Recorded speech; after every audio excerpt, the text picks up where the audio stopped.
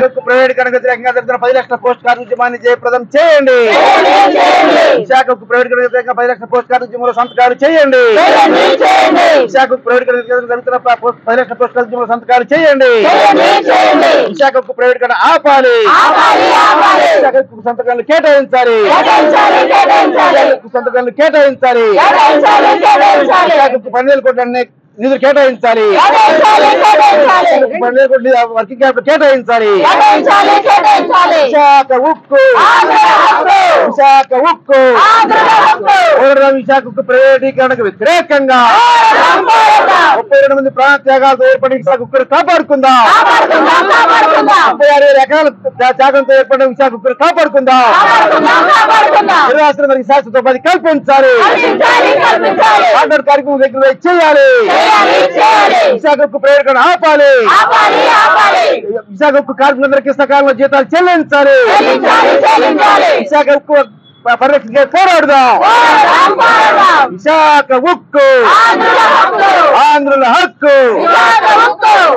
విశాఖ ఉక్కు, విశాఖ ఉక్కు, ఆంధ్రుల హక్కు, ఆంధ్రుల హక్కు. భారత స్టీల్ ప్లాంట్ ప్రైవేటీకరణ వ్యతిరేకంగా కాపాడుకుందాం విశాఖ ఉక్కును, కాపాడుకుందాం ఆంధ్రుల హక్కును. విశాఖపట్నం స్టీల్ ప్లాంట్ సొంత గనులు కేటాయించాలి.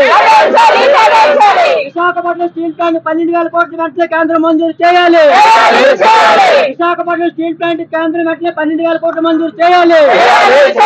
విశాఖపట్నం స్టీల్ ప్లాంట్ భూములు ఇచ్చిన నిర్వహణ శాశ్వత ఉపాధి కల్పించాలి. విశాఖపట్నం స్టీల్ ప్లాంట్ భూములు ఇచ్చిన నిర్వహణ శాశ్వత ఉపాధి కల్పించాలి. విశాఖ స్టీల్ ప్లాంట్ ప్రభుత్వ రంగంలోనే కొనసాగించాలి. కాపాడుకుందాం విశాఖ ఉక్కును. 32 మంది ప్రాంతాల వృధా కానివ్వం.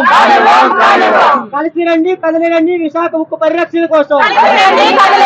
కలిసి రండి, కదలి రండి విశాఖ పరిరక్షణకై. 10 లక్షల పోస్ట్ కార్డు ఉద్యమంలో ప్రజలందరూ పాల్గొవాలి. దయనీయంగా ఉంది.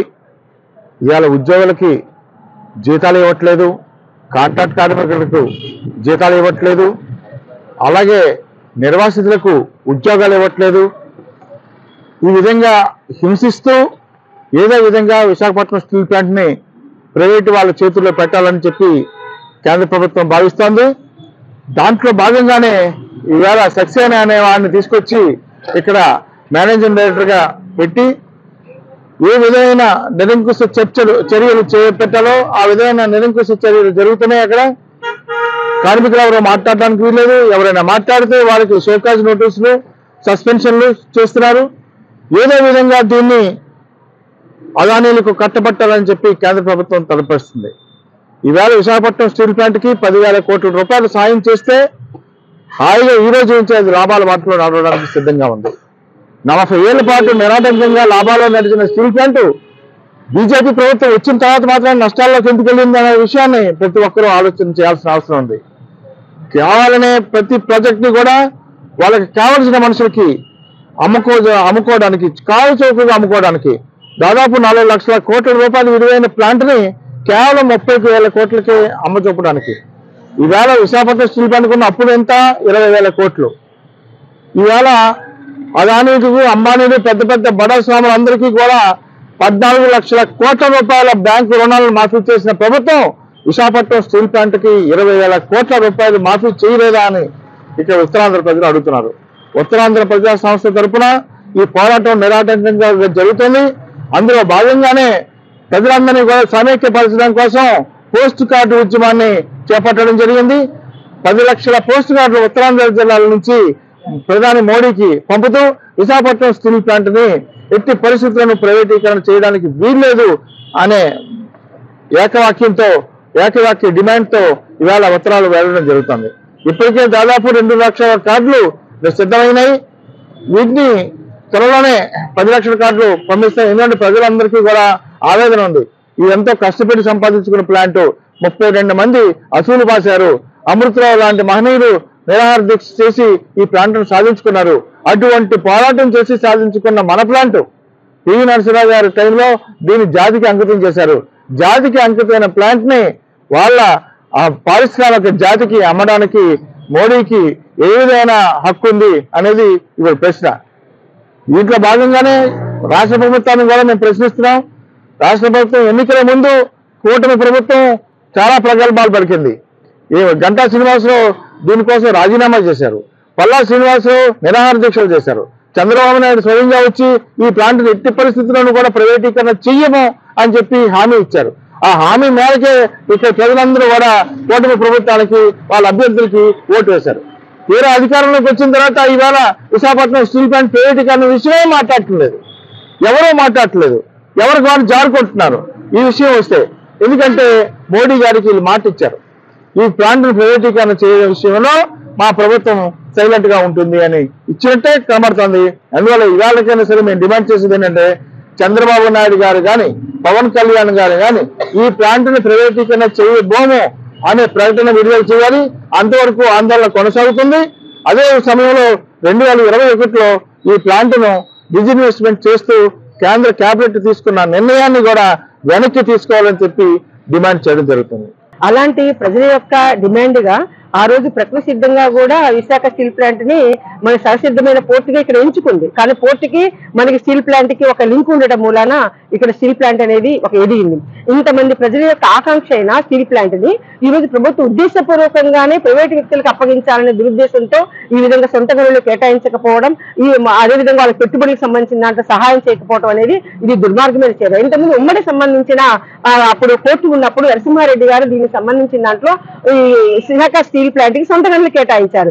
వాటన్నిటికి సంబంధించిన దాంట్లో విడిపోయిన తర్వాత వాళ్ళు వెంటనే కూడా ఆంధ్రప్రదేశ్ నుంచి 2 తెలంగాణ విడిపోయిన తర్వాత ఆ ప్రాంతాల్లో ఇక్కడ మళ్ళీ కేటాయిస్తామని చెప్పి చెప్పారు. అయినప్పటికీ కూడా కేటాయించలేదు. ఇది చాలా అన్యాయమైనది. అంటే ఇప్పటికి నగర్నారు అనే ఒక స్టీల్ ప్లాంట్ కి సంబంధించిన దాంట్లో టెక్నీషియన్ తక్కువైపోయారు కాబట్టి విశాఖ స్టీల్ ప్లాంట్ నుంచి నగర్నారికి పంపిస్తున్నానని మాట్లాడుతున్న ప్రభుత్వం మరి నగర్నారికి ఏదో సొంత గనులు ఉన్నాయి మరి కాబట్టి ఆ సొంత గనులను ఇక్కడ ఉపయోగించడానికి ప్రయత్నం చేయాలి. కాబట్టి ఎటువంటిది ప్రయత్నం చేయకుండా ఇవాళ సెయిల్ గురించి కూడా మాట్లాడుతున్నారు. సెయిల్ లో కూడా ఆల్రెడీ ఇన్వెస్ట్మెంట్ అయిపోయింది, 30% పైగా అయిపోయింది. కాబట్టి అదొక్కటే పరిష్కారం కాదు.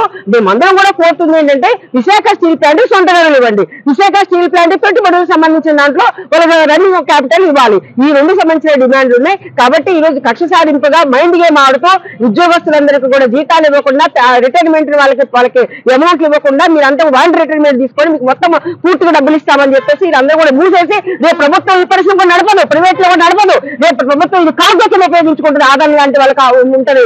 దీన్ని మూసేసి ఈ రోజు నక్కపల్లిలో తీసుకొస్తా ఉన్నది హాస్యాస్పదం. కాబట్టి రైతు మేము తీవ్రంగా ఖండిస్తున్నాం. వెంటనే ప్రభుత్వము ఈ స్టీల్ ప్లాంట్ ప్రైవేటీకరణ ఆపాలి, దీని సొంత గనులు కేటాయించాలి, దీనికి క్యాపిటల్ కేటాయించాలని చెప్పి మేము ప్రజా సంఘాలుగా డిమాండ్ చేస్తున్నాం. దీనికోసం జరుగుతున్న ఈ పోస్ట్ కార్డు ఉద్యమంలో ప్రజలందరూ భాగస్వాములు కావాలని ఆనాడు 64 గ్రామాలు 38 ప్రాణత్యాగాలతో దేశవ్యాప్తంగా అభివృద్ధి అంకితం చేసి రాష్ట్ర వ్యాప్తంగా ఉద్యమం చేస్తున్న దీనికి మనందరం మళ్ళీ దాన్ని స్పందించి మొత్తం కూడా ఈ 3 జిల్లాల్లో దాదాపుగా ఆల్రెడీ పోస్ట్ కార్డు ఉద్యమం ప్రారంభమైంది. ఇప్పటికే దాదాపు 2 లక్షల పైగా వాళ్ళు రాసి తీసుకొచ్చారు. ఇక మిగతా ప్రజలందరూ కూడా అందరి దృష్టికి తీసుకెళ్ళడానికి, పిల్లల దృష్టికి తీసుకురావడానికి రాబోయే భవిష్యత్ తరాలంతా కూడా మనం కాపాడి పోరాడి సాధించుకునే స్టీల్ ప్లాంట్ ని పరిరక్షించుకుని చేసే ఉద్యమంలో అంతా భాగస్వాములు కావాలని చెప్పి ఈ రోజు విద్యార్థులకు యువతరానికి కూడా విజ్ఞప్తి చేయడం కోసం ఈ రోజు రైటర్స్ అకాడమీకి సంబంధించిన దాంట్లో అది ఉత్తరాంధ్ర వేదికకి సంబంధించిన దాంట్లో ఈ రోజు సంబంధించిన ఈ ప్రజా సంఘాలన్నీ కూడా కలిసి ప్రెస్ మీట్ నిర్వహించడం జరిగింది. ఈ ప్రజలకు ఈ విధంగా విజ్ఞప్తి చేస్తున్నాం. స్టీల్ ప్లాంట్ ప్రైవేటీకరణకు వ్యతిరేకంగా ఈ రోజు 10 లక్షల పోస్ట్ కార్డు ఉద్యమాన్ని మనం ఇక్కడ పెందుర్తిలో ఈ ప్రెస్ మీట్ జరపడం జరుగుతుంది. స్టీల్ ప్లాంట్ ప్రైవేటీకరణ 32 మంది ప్రాణ త్యాగాలతో సాధించుకున్న ఈ స్టీల్ ప్లాంట్ ని మరలా ఈ రోజు ఈ మోడీ ప్రభుత్వం మరలా ప్రైవేటీకరణ చేయటం, ఆదానికి అమ్మానికి అప్పచెప్పే దాంట్లో చాలా కుట్రపూరితంగా దూకుడుగా ముందుకొస్తున్నటువంటి నేపథ్యం ఉంది. కాబట్టి ఈ స్టీల్ ప్లాంట్ ప్రైవేటీకరణ మొత్తం ఇది అందరి హక్కు. ఈ హక్కును మనం కాపాడుకోవాలని చెప్తూ ఈ పోస్ట్ కార్డు ఉద్యమంలో అందరూ భాగస్వామ్యం కావాలని చెప్తూ ఈ సందర్భంగా నేను తెలియపరుస్తున్నాం. మిత్రులు వనరులని ఉత్తరాంధ్ర సంపదని ఈ దేశంలో ఉన్న కార్పొరేట్ శక్తులకి బయట దేశం నుంచి వచ్చిన కార్పొరేట్ శక్తులకి ఇక్కడున్న బడా పెట్టుబడిదారులకి కార్చౌక్గా సంపదలని శ్రమశక్తిని అంతా కూడా కట్టబెడుతున్న నేపథ్యంలో ఉత్తరాంధ్ర వనరులని ఉత్తరాంధ్ర ప్రజల యొక్క హక్కుల్ని కాపాడడం కోసం ఈ ప్రజా సంస్థ ఏర్పడింది. దానిలో మొదటిగా స్టీల్ ప్లాంట్ ప్రైవేటీకరణకు వ్యతిరేకంగా ఉద్యమం నిర్వహించాలని నిర్ణయించుకుంది.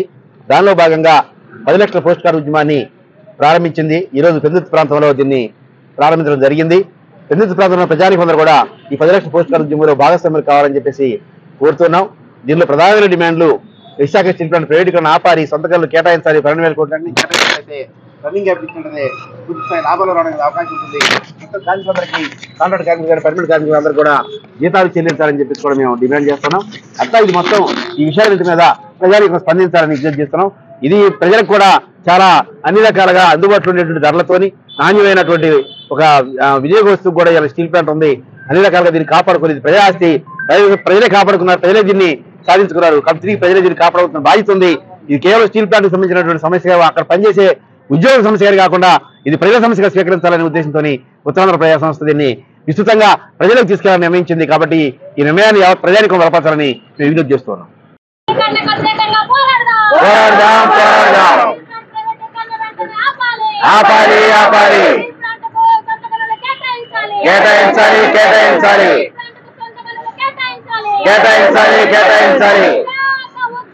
ఆంధ్రుల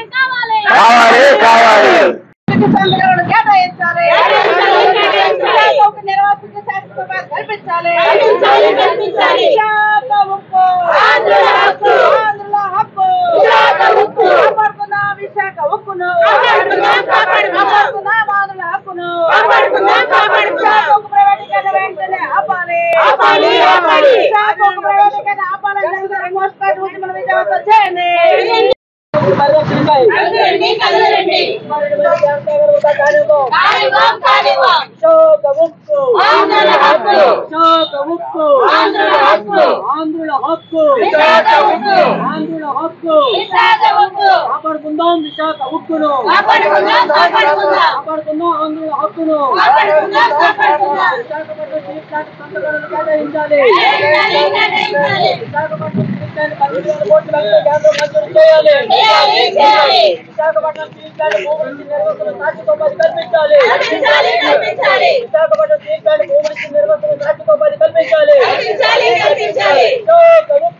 ఆంధ్రుల హక్కు, ఆంధ్రుల హక్కు, ఆంధ్రుల హక్కు. ఎవడ్రా అమ్మేది, ఎవడ్రా అమ్మేది, ఎవడ్రా కొనేది, ఎవడ్రా కొనేది. రచించాలి కేంద్ర ప్రభుత్వం వంటి వైఖరి, రచించాలి కేంద్ర ప్రభుత్వం వంటి వైఖరి. కాపాడుకుందాం విశాఖ ఉక్కును, కాపాడుకుందాం ఆంధ్రుల హక్కును. కలిసి రండి కదిలేరండి విశాఖ ఉక్కు పరిరక్షణకై, కలిసి రండి కదిలేరండి విశాఖ ఉక్కు పరిరక్షణకై. 10 లక్షల పోస్ట్ కార్డు ఉద్యమంలో ప్రజలందరూ సహకరించాలి. 10 లక్షల పోస్ట్ కార్డు ఉద్యమంలో ప్రజలందరూ పాల్గొనాలి.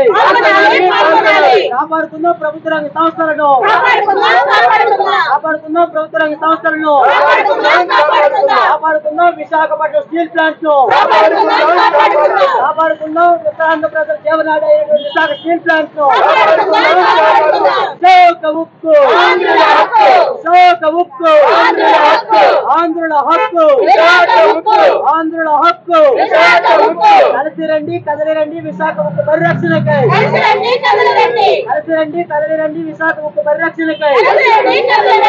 వర్ధిల్లాలి ప్రజా సంఘాల ఐక్యత, వర్ధిల్లాలి కార్మిక కర్షక విద్యార్థి మేధావుల ఐక్యత, వర్ధిల్లాలి కార్మిక కర్షక విద్యార్థి మేధావుల ఐక్యత.